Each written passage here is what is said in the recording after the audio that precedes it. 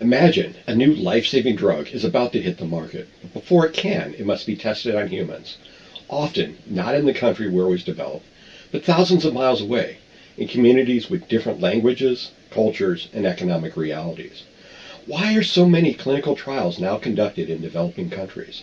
And what ethical dilemmas does this global shift create for science, society, and the people most affected? Human clinical trials are the gold standard for determining whether a new medication is safe and effective. In these trials, scientists work with volunteer subjects in carefully controlled settings to observe how a drug behaves in the body, to monitor for side effects, and to compare it against existing treatments. Every step is regulated and meticulously documented for review by agencies like the U.S. Food and Drug Administration. Over the past 2 decades, the landscape for clinical trials has changed dramatically. Today, a majority of trials regulated by agencies like the FDA are conducted across multiple countries, with a significant shift towards developing regions in Eastern Europe, Asia, South America, and Africa. There are several reasons for this shift. First, lower costs. Running trials in developing countries is often much cheaper than in the developed world. Payments to subjects and salaries for research staff are lower than in the United States or Western Europe.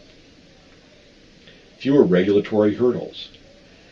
Regulations and approval processes can be less stringent, making it easier and faster to launch studies. Access to treatment-naive patients. In many developing regions, patients have limited access to modern healthcare and are less likely to be taking multiple medications, making them ideal candidates for testing new drugs. In contrast, subjects in the developed world are often taking multiple medications which could have interactions with the drug being tested. Global disease understanding. Conducting trials in diverse populations helps researchers understand how diseases and treatments behave across different genetic and environmental backgrounds. However, these advantages come with serious ethical concerns. Exploitation of vulnerable populations. The financial incentives may be viewed as unduly influencing participation among people with few other options, raising concerns about coercion and exploitation. The relevance of the research. Sometimes studies are conducted on diseases not prevalent in the host country, meaning that the local population bears the risks of participating in the research study, but may not benefit from the results. Generalizability of the results. Differences in genetics, environment, and existing medications can affect how drugs work, making it challenging to apply results universally. Transparency and oversight. Varying regulations and lack of transparency in some regions can lead to unethical practices or inadequate protection for the participants. Cultural and social contexts. Researchers may not fully understand local norms or expectations, increasing the risk of misunderstanding or exploitation. The World Medical Association's Declaration of Helsinki, most recently updated in 2024, sets strict guidelines for ethical oversight, transparency, and post-trial obligations, emphasizing that research must benefit and respect the host community.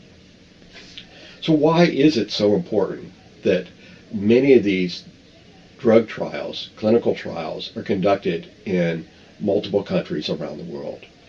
To consider this, we take a look at the case of an antiretroviral drug, efavirenz.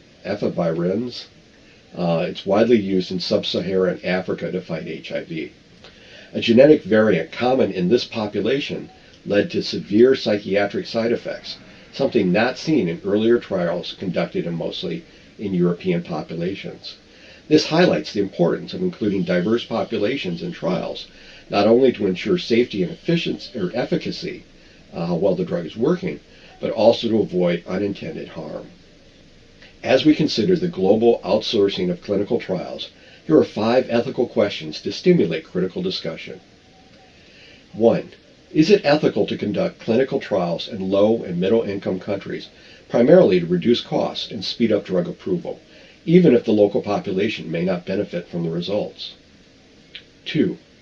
Should trials follow the ethical and regulatory standards of the sponsoring or developed country, the host or developing country, or both?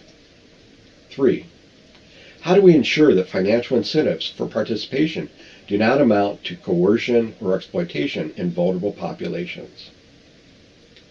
4. What obligations do researchers and pharmaceutical companies have to provide continued access to effective treatments for participants after the trial ends? And finally, number 5, how can we promote greater genetic and cultural diversity in clinical trials to ensure that new treatments are safe and effective for all populations?